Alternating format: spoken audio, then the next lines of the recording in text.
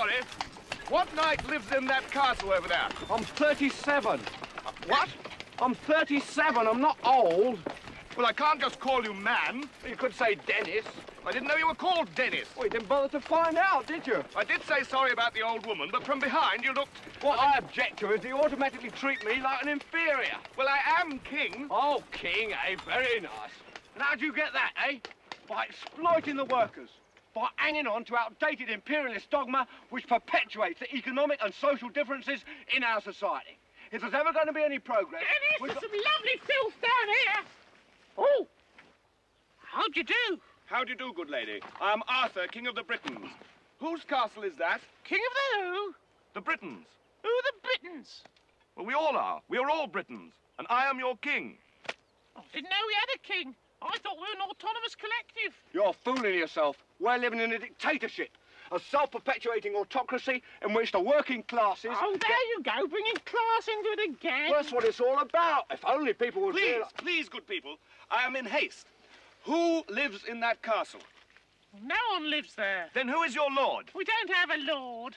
What? I told you, we're an anarcho-syndicalist commune. We take it in turns to act as a sort of executive officer for the week. Yes. But all the decisions of that officer have to be ratified at a special bi-weekly meeting. Yes, I see. By a simple majority in the case of purely internal affairs. Be quiet. But by a two-thirds majority in the case of more... Be quiet. I order you to be quiet.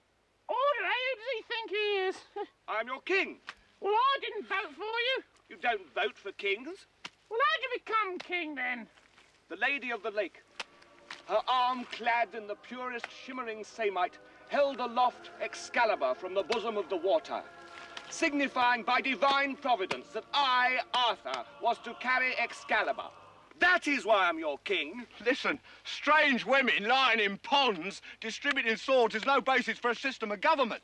Supreme executive power derives from a mandate from the masses, not from some farcical aquatic ceremony. Be quiet. Oh, but you can't expect to wield supreme executive power just because some watery tart threw a sword at you. Shut up! I mean, if I went round saying I was an emperor, just because some moistened bint had lobbed a scimitar at me, they'd put me away. Shut up! Will you shut up? Ah, now we see the violence inherent in the system. Shut up! Oh, come and see the violence inherent in the system. Help, help, I'm being repressed. Bloody peasant! Read that any anti-imperialist group like ours must reflect such a divergence of interest within its power base. Agreed. Francis? Yeah, I think Judith's point of view is very valid, Reg, provided the movement never forgets that it is the unalienable right of every man or woman to rid himself or herself. Agreed. Thank you, brother. Or sister. Where was I? I think you finished. Oh, right. Furthermore, it is the birthright of every man Or woman. Why don't you shut up about women, Stan? You're putting us off. Women have a perfect right to play a part in our movement, Reg. Why are you always on about women, Stan? I want to be one. What? I want to be a woman. From now on, I want you all to call me Loretta. What? It's my right as a man. Well, why do you want to be Loretta, Stan?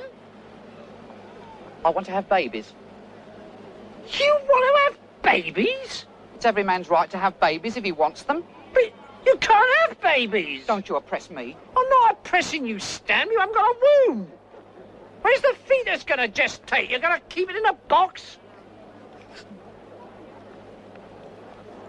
Here, I've got an idea. Suppose you agree that he can't actually have babies, not having a womb, which is nobody's fault, not even the Romans, but that he can have the right to have babies. Good idea, Judith. We shall fight the oppressors for your right to have babies, brother. Sister, sorry. What's the point? What? What's the point of fighting for his right to have babies when he can't have babies? It is symbolic of our struggle against oppression. Symbolic of his struggle against reality.